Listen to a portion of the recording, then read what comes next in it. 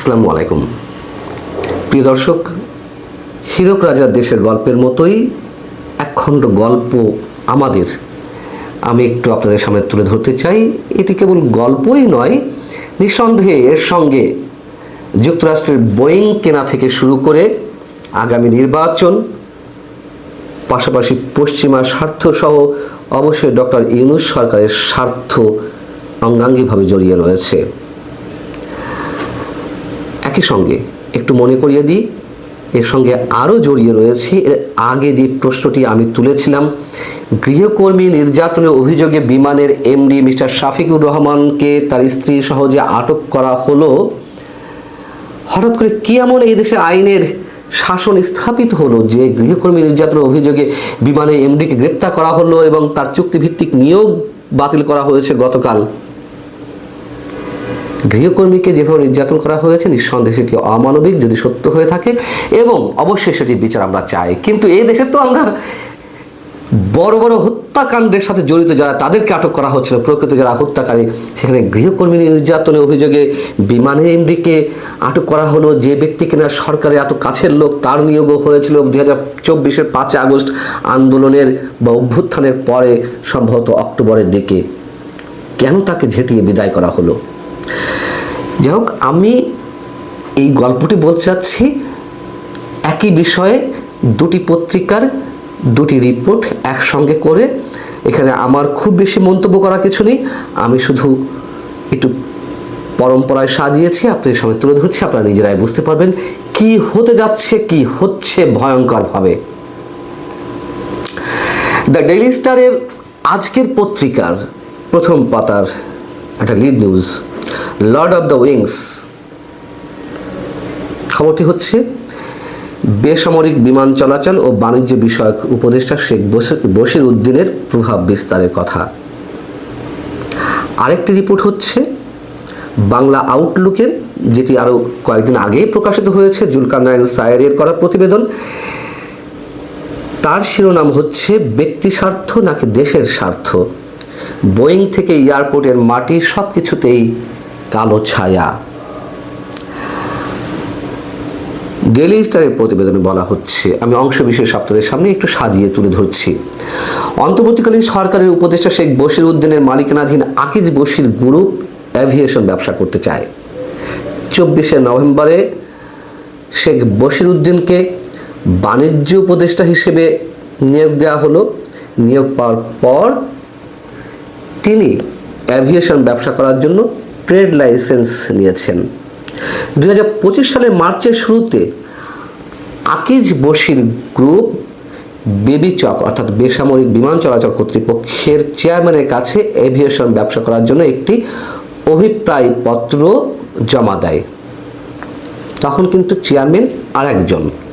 আচ্ছা, সেখানে তার প্রতিষ্ঠান B2 ক্যাটাগরির হেলিকপ্টার ভিত্তিক একটি এয়ারলাইন্স তৈরির পরিকল্পনা জানায়।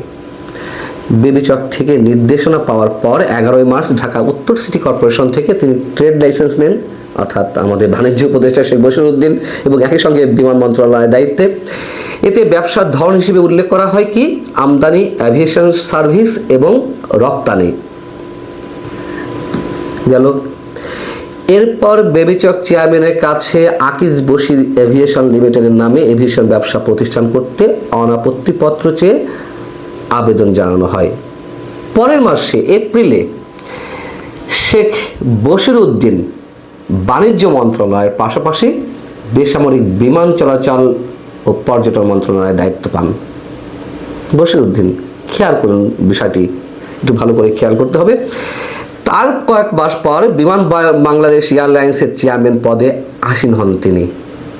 কি দারুণ! চেয়ারম্যানের কাছে তার ব্যবসা প্রতিষ্ঠান অ্যাভিয়েশন ব্যবসা করার জন্য আবেদন করলো, সেই প্রতিষ্ঠানেরই চেয়ারম্যান হলেন তিনি, হোয়ারাজ তিনি একই সঙ্গে ওই মন্ত্রণালয়ের মন্ত্রীর দায়িত্বে। আচ্ছা, আকিজ বশির এভিয়েশনের লাইসেন্স আবেদনটি এখন সেই প্রতিষ্ঠানের কাছেই চূড়ান্ত যাচাই বাছাইয়ে আছে, যার নিয়ন্ত্রণ সবকিছুই শেখ বশির উদ্দিনের কাছে। এবং ডেইলি স্টারে বলা হচ্ছে সরকারের শেষ মুহূর্তে তাড়াহুড়া করে বোয়িং কেনার মতো চুক্তির সিদ্ধান্ত নেওয়ার বিষয়ে প্রশ্ন দেখা দিয়েছে। এখন বাংলা আউটলুকের শিরোনাম কি? এখন বাংলা আউটলুকে কি বলা হচ্ছে? এখানে বলা হচ্ছে বোয়িং উড়োজাহাজ ক্রয় থেকে শুরু করে বিমানবন্দরের জমি, থার্ড টার্মিনালের operation, ground handling, airport leasing, travel agency ব্যবসা এবং ব্যক্তিগত এয়ারলাইন্স উদ্যোগ সবকিছু একই সুতোয় গাঁথা। এর কেন্দ্রে রয়েছেন ব্যবসায়ী এবং বেসামরিক বিমান চলাচল ও পর্যটন মন্ত্রণালয়ের উপদেষ্টা শেখ বশিরউদ্দিন। এর সূচনা বোয়িং উড়োজাহাজ ক্রয়ের একটি চুক্তিকে কেন্দ্র করে। এবং এর সঙ্গে কেন নির্বাচন জড়িত, এর সঙ্গে কেন বিমানের সাবেক এমডিকে যে পদচ্যুত করা হলো তার চুক্তিভিত্তিক নিয়োগ বাতিল করা হয়েছে একদিন আগে, তার মানে এখন তিনি সাবেক, যাও এই সব কিছুই একই সুতোই গাথা। শেখ বশিরউদ্দিন যুক্তরাষ্ট্রে বসে বোয়িং এর সঙ্গে যে বিশাল পরিসরে চুক্তি করেছেন তা বিমানের কোনো বোর্ড অনুমোদন, ফ্লিট প্ল্যানিং বা প্রাতিষ্ঠানিক সিদ্ধান্ত ছাড়াই সম্পন্ন হয়েছে। অথচ এই উড়োজাহাজগুলো পরিচালনার দায়িত্ব সম্পূর্ণভাবে রাষ্ট্রায়ত্ত বিমান বাংলাদেশ এয়ারলাইন্সের উপরেই পড়বে। ফলে প্রশ্ন উঠেছে, যেই প্রতিষ্ঠান বাস্তবে অপারেশন করবে তার সম্মতি বা সক্ষমতা যাচাই ছাড়াই কিভাবে এমন একটি বহু বিলিয়ন ডলারের অর্ডার প্লেস করা সম্ভব হলো এককভাবে শেখ বশিরউদ্দিনের পক্ষে? আরও গুরুতর বিষয় হলো, এই ধরনের চুক্তিতে রাষ্ট্রীয় ও সার্বভৌম গ্যারান্টি জড়িত থাকে। তাহলে বিমানের এমডিকে কেন তড়িঘড়ি করে গৃহকর্মী নির্যাতনের অভিযোগকে জড়িয়ে তাকে আটক করা হলো, তার চুক্তি বাতিল করা হলো? গুঞ্জন রয়েছে যে বিমানের এই এমডি মিস্টার শফিকুর রহমান তিনি বোয়িং কেনার পক্ষে একমত ছিলেন না কোনো কিছু যাচাই বাছাই ছাড়াই। বাংলা আউটলুক বলছে, বোয়িং প্রসঙ্গের পর অভিযোগের কেন্দ্রবিন্দু হয়ে ওঠে বিমান বাংলাদেশ এয়ারলাইন্সের চেয়ারম্যানশিপ এবং বোর্ড গঠন। অভিযোগ অনুযায়ী দেশে ফিরে উপদেষ্টা হিসেবে থেকে শেখ বশিরউদ্দিন বিমানের চেয়ারম্যান হন এবং সরকারের পরিবর্তনের ঠিক আগ মুহূর্তে বোর্ডে তার ঘনিষ্ঠদের অন্তর্ভুক্ত হয়। এর ফলে বিমানের সিদ্ধান্ত কাঠামো কার্যত একক প্রভাবের আওতায় চলে আসে। বশিরউদ্দিনের ঘনিষ্ঠদের কাদের নিয়োগ দেওয়া হয় সেটিও আমরা জানি। মাত্র কয়েকদিন আগে, মাসখানেক আগে বিমান বাংলাদেশ এয়ারলাইন্সের পরিচালক হিসেবে নিয়োগ দেওয়া হলো, সে কথাও আমি আপনাদের জানিয়েছি। নিরাপত্তা উপদেষ্টা ডক্টর খলিলুর রহমান পরিচালক হিসেবে নিয়োগ পেলেন। নির্বাচন কমিশনের সচিব, যার ধ্যানে জ্ঞানে নির্বাচন অনুষ্ঠানের বিষয়গুলো মাথায় খেলার কথা, কয়েকদিন পরেই যে নির্বাচন, সেই নির্বাচন কমিশনের সচিব এবং ডক্টর মোহাম্মদ ইউনূসের একজন বিশেষ সহকারীকে বিমান বাংলাদেশ এয়ারলাইন্সের পরিচালক হিসেবে নিয়োগ দেওয়া হলো। তখন থেকেই প্রশ্ন তুলেছি,